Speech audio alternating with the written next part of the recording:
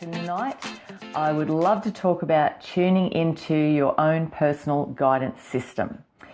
It's like your own GPS system, and it really guides you in the direction that you want to go in. So, we all have dreams and we all have ideas of, what we'd love to do with our lives. But 9 times out of 10, you don't know how you're going to get there. And the great news is that you don't need to know how you're going to get there. You just need to know what you want. Now, your own personal guidance system is your intuition, and it's quite often neglected, or it's just, pushed aside and not really given any attention or any thought to, when it's sitting there going, listen to me, please listen to me. I'm trying to guide you in the right direction. Now, it can be, I'm sure you've felt it before, your gut feeling. That's your intuition. It's guiding you to, take a step or to not do something or whatever. That's perfectly fine, because we do need a certain amount of fear in our lives so that we, fear is there to protect us, but we need to distinguish whether it's being overprotective and stopping us from taking a step forward, or if it's a genuine thing, saving us from doing something silly. So, fear is a good thing, but if you let it rule your life, then it's not a good thing if it's actually stopping you from doing things.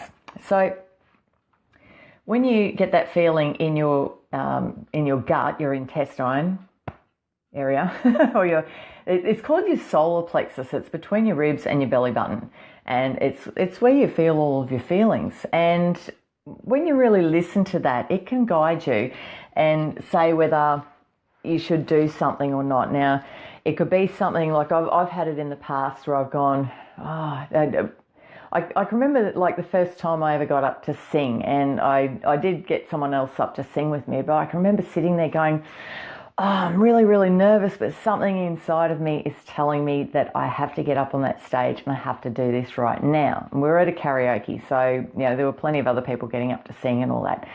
So, I had it in my gut feeling that I just had to get up and do this, even though the idea of it really, really scared me. And so that's the difference between a healthy fear and a fear that's just really stopping you from doing something that you really should do, because the life that you want is on the other side of your fears. So it's listening to that instinct and then taking a leap of faith and doing it anyway. So, I'm sure that you would know the difference, that if you do tune in and think about how you feel and, whether that gut feeling is saying, go and do it, just do it. And the fear is going, oh yeah, but you might make a fool of yourself or something like that. That's the kind of fear you don't want to listen to, because you just want to get in there and listen to your intuition, take that step and get in there. Now, the other one is the thoughts that pop into your head. So you get these thoughts, and they're quite often a brief thought that you just have, and you don't really give it a second thought. It just sort of pops in, you go, oh, yeah, whatever, and go on your merry way. Or you have the thought and you go, oh, yeah, but. Then your logical mind comes in and it starts going, yeah, but, and taking over and telling you all the reasons why you shouldn't do it. Those messages that pop into your head, they're the ones that you really need to act on straight away. Now, it might seem like an irrational thought, but at the same time, it's guiding you. Like I've had it where I've been driving along and I've got this message of call in there now. It's like, well, okay, I don't know why, but anyway, I will. And then something good has come from it. Or it might be pick up the phone and call this person now, or it might just guide you to change direction just out of the blue. And it's guiding you because you're not on the right path. So it's showing you how to get onto the right path. And there can be cases where that thought just goes completely against the grain. It goes completely against what everyone else thinks. It can be, completely against what you think you should do.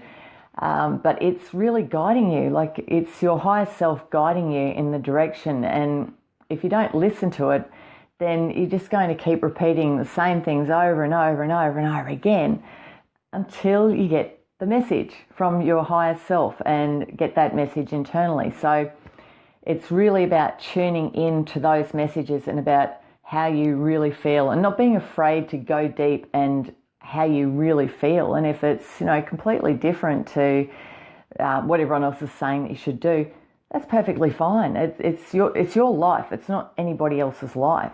You don't have to live your life according to what other people think or how they think you should live your life.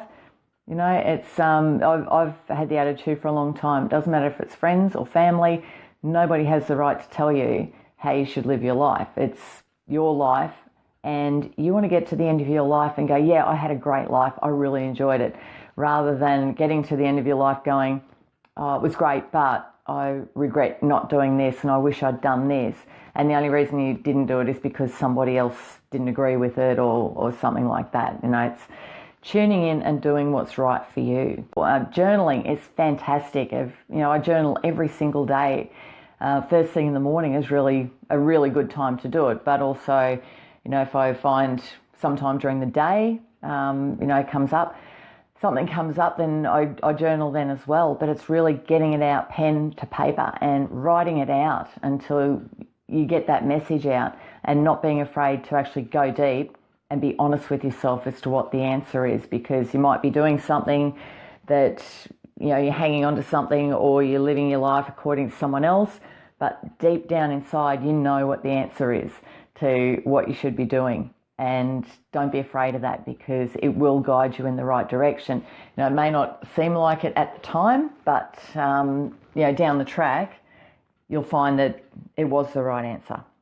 So yeah, it can take some practice tuning into your system, because if you're shut off from it, and I have seen people who are quite shut off from what's going on in their life. I've known people who've been afraid of what they would find. They were afraid of the person that they'd find, which I found quite shocking, because I found them to be really nice people. So I couldn't see why they would find a bad person if they looked inside. And to me, that was just an unrealistic fear, that they were just afraid of actually finding somebody who loved them and who they loved and who was their best friend. And, when you do delve deep inside and get to know yourself, your best friend is in there, and it's actually a really nice place to be.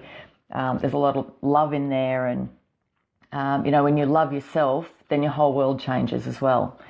So, I highly recommend just taking the time to get to know yourself, but also, taking the time to learn to listen to your own intuition, and don't write it off because it's not what your reality is right now. If you focus on your reality, what it is right now, then all you're doing is just repeating what you've already got, because your reality is a manifestation of your previous thoughts and feelings and actions and everything else. So if you want that to change, don't focus on your reality, focus on what you want and where you want to go. And yeah, tune in, listen to those messages. Don't be afraid of them, because they are guiding you in the right direction.